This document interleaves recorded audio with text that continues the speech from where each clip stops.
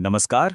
अंतर्राष्ट्रीय संबंधों को अगर समझना है तो हमें सिर्फ खबरों को नहीं बल्कि खबरों के पीछे की रणनीति को देखना होता है।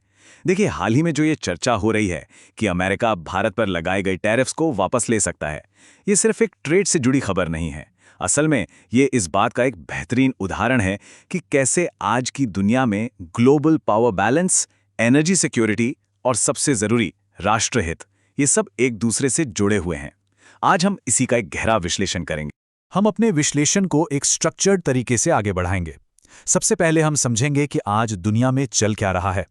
फिर कूटनीति के कुछ बेसिक प्रिंसिपल्स पर बात करेंगे। इसके बाद हम अमेरिका के टैरिफ वाले दांव को एक केस स्टडी की तरह देखेंगे।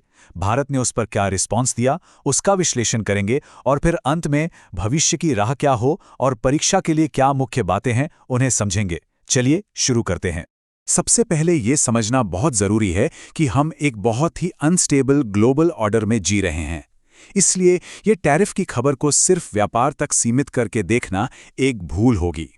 ये मामला सीधे तौर पर एनर्जी की पॉलिटिक्स, भारत की स्ट्रेटेजिक ऑटोनॉमी यानी रणनीतिक स्वायत्तता और एक उभरते हुए मल्टीपोलर वर्ल्ड ऑर्डर से जुड़ा हुआ है। ये अंतर्राष्ट्रीय मंच पर पावर बैलेंस का एक नया खेल है जिसे हमें समझना ही होगा। ठीक है, तो किसी भी केस स्टडी का विश्लेषण करने से पहले ये जरूरी है कि हम अपने थियोरेटिकल फाउंडेशन को मजबूत कर लें। आखिर अंतर्राष्ट्रीय संबंध किन मूल सिद्धांतों पर चलते हैं?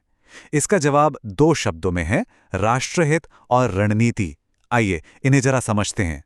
तो ये राष्ट्रहित या जिसे हम नेशनल इंटरेस्ट कहते हैं, आखिर है क्या?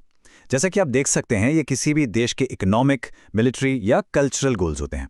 और किसी भी देश की विदेश नीति का सिर्फ और सिर्फ एक ही उद्देश्य होता है, इन्हीं हितों की रक्षा करना। एक एस्पिरेंट के तौर पर यह वो सबसे जरूरी लेंस है, वो चश्मा है जिससे आपको हर अंतर्राष्ट्रीय घटना को देखना और एनालाइज करना है। यहां एक और महत्वपूर्ण बात समझनी है। अंतर्राष्ट्रीय संबंध मोरालिटी और स्ट्रेटेजिक इंटरेस्ट के बीच कैसे काम करते हैं। देखिए, देश भावनाओं या नैतिकता के आधार पर फैसले नहीं लेते, वो फैसले लेते हैं अपने रणनीतिक हितों के आधार पर।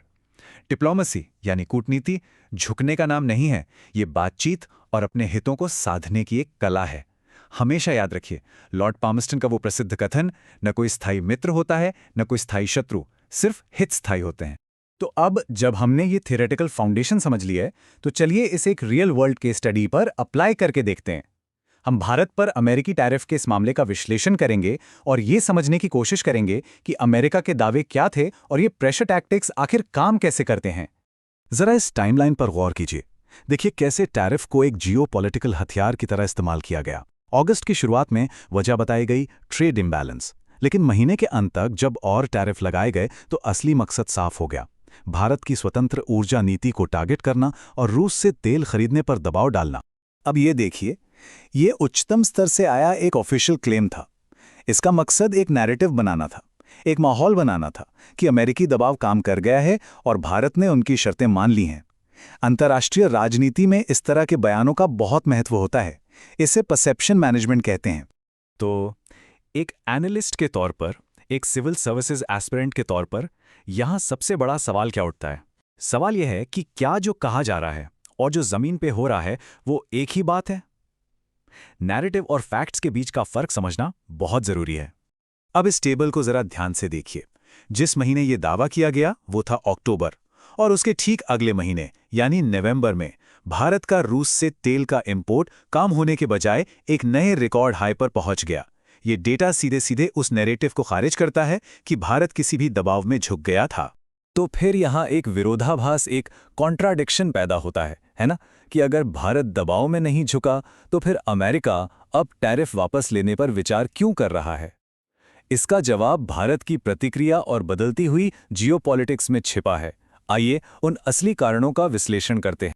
देखिए, अमेरिका के इस बदलते रुख के पीछे कोई एक नहीं बल्कि कई कॉम्प्लेक्स फैक्टर्स हैं। पहला, उनकी दबाव की रणनीति फेल हो गई।